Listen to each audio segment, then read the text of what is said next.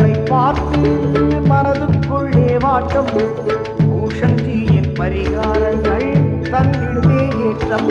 வணக்கம் நேயர்களே, பெயர் மாற்றம் மற்றும் வாஸ்து சாஸ்திரம் குறித்து நம்மில் எழும் பல்வேறு சந்தேகங்களுக்கு விடையளிக்க வருகை தந்திருக்கிறார் டாக்டர் பூஷன்ஜி பழனியப்பன் அவர்கள்.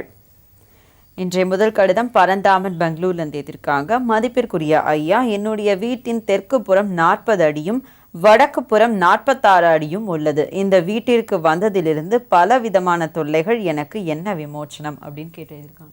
அதாவது ஈசானிய வளர்ச்சியை பற்றி ஒரு மெயினாக மென்ஷன் பண்ணியிருக்காரு. அதாவது ஈசானிய பாகம் வளர்ந்துருக்கு அப்படின்ட்டு. நிறைய பேர் என்ன பண்ணுறாங்கன்னா, இப்போ ஈசானியம் வளர்றதுன்னா, இப்போ கிழக்கு பகுதியில் வந்து ஈசானியம் வளர்ந்ததுன்னா அதை வந்து தென்கிழக்கு கட்டாகிறதுக்கு வாய்ப்பு இருக்குது. ஸோ ஒரு வளர்ச்சி ஒரு வீழ்ச்சி. ஸோ வந்து வளர்ச்சிங்கிறது வந்து சிறு துளிகள் இருக்கலாமே தவிர இது மாதிரி 5 அடி 6 அடி வளரும்போது கட் பண்ணுறது தான் நல்லது.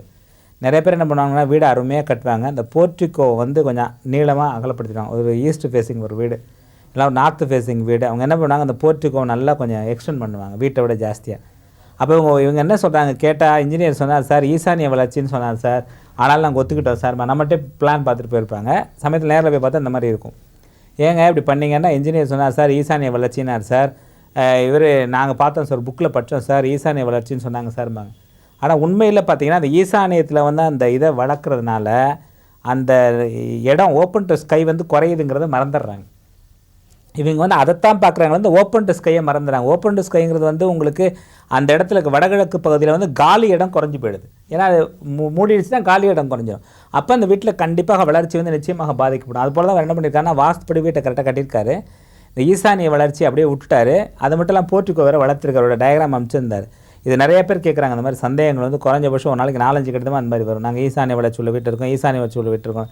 பட் ஈசானிய வளர்ச்சிங்கிறது உங்களுக்கு கண்டிப்பாக வந்து தேவையில்லாத சமாச்சாரம் அது. அதனால் உங்களுக்கு எந்த விதமான பயனும் நிச்சயமாக இல்லை. அதனால் வந்து நீங்கள் வந்து அந்த ஈசானிய வளர்ச்சி இருந்ததுன்னா அதை கரெக்டாக கட் பண்ணி அதை ஸ்ட்ரைட் பண்ணி சரியாக பயன்படுத்துறது தான் உங்களுக்கு நல்லது. அது உங்களுக்கு நல்ல ஒரு முன்னேற்றத்தை நிச்சயமாக அந்த வீட்டுக்குள்ளே கொடுக்கும்.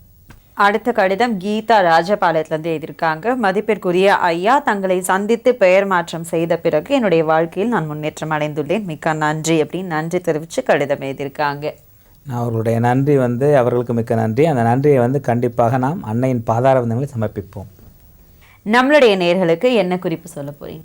இந்த தந்தை மகன் உறவு பலப்பட நிறையா பேர் வீட்டில் பார்த்தீங்கன்னா, நிறைய பேர் மேக்ஸிமம் 95% வீட்டில் வந்து அப்பா பையனுக்கு வந்து உறவு முறை நல்லா இருக்காது. அவங்களுக்குள்ள தேவையில்லாமல் சண்டை சச்சரவு பிரச்சனை கருத்து வேறுபாடு இது மாதிரி நிறைய இருந்துக்கிட்டே இருக்கும். யாரை கேட்டாலும் ஆமான்னு தான் சொல்லுவாங்க. இது வந்து நடைமுறையில் உள்ள சிக்கல். இதுக்கு என்ன பரிகாரம் அப்படின்னு பார்த்தா, உத்திராட நட்சத்திரத்தன்னைக்கு கோதுமை கலந்த உணவுப் பொருட்களை பிறர் சாப்பிட, சப்பாத்தி பூரி இது போல் வந்து பிறர் சாப்பிட்றதுக்காக கோதுமை கலந்த உணவுப் பொருட்களை கொடுக்கணும்.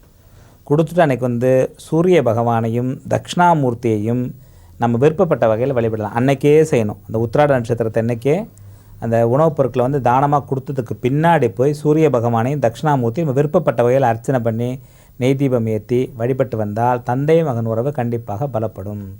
மந்திரங்கள் சொல்ல இனி வெற்றி மட்டுமே கிட்டும்.